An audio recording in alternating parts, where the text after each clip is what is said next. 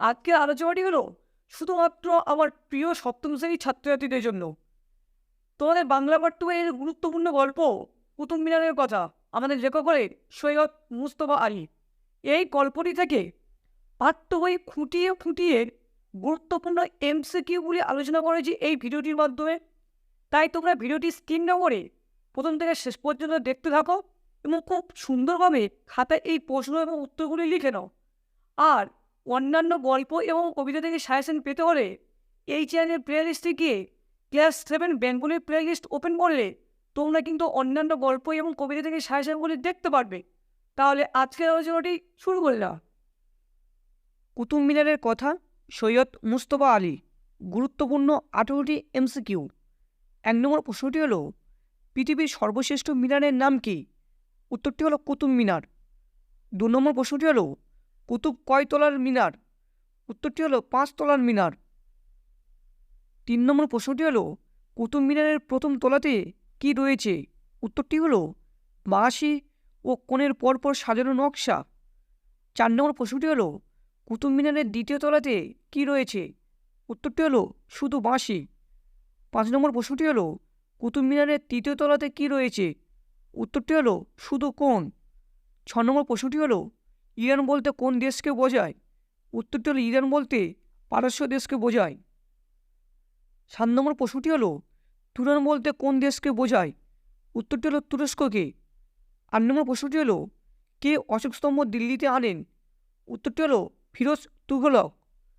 9 নম্বর প্রশ্নটি হলো, মসজিদ, সমাধি কিংবা অন্য কোনো ইমারতের অঙ্গ হিসেবে যে মিনার থাকে তাকে কি বলে? উত্তরটি হলো মিনারেট। 10 নম্বর প্রশ্নটি হলো, কুতুব মিনারের পঞ্চম তলাটি কে সংস্কার করেন?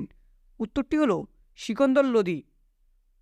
11 নম্বর প্রশ্নটি হলো, মিনার কাকে বলে?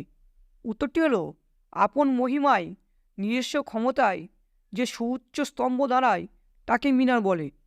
12 নম্বর প্রশ্নটি হলো, বর্তমান গুজরাটের রাজধানীর নাম কি? উত্তরটি হলো আহমদাবাদ।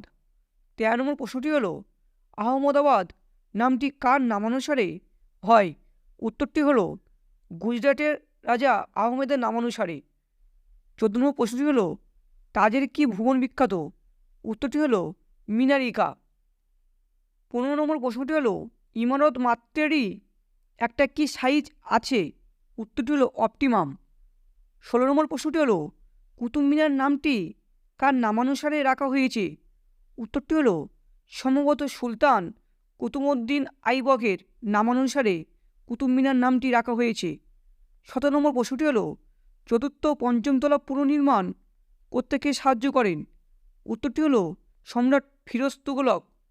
18 নম্বর প্রশ্নটি হলো, একমাত্র তিনি চেয়েছিলেন কুতুবের সঙ্গে পাল্লা দিতে, তিনি কে? তিনি হলেন সম্রাট আলাউদ্দিন খিলজি।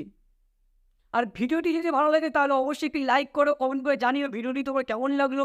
আমার চ্যানেল নতুন হয়ে চ্যানেলটিকে সাবস্ক্রাইব করে রেখো।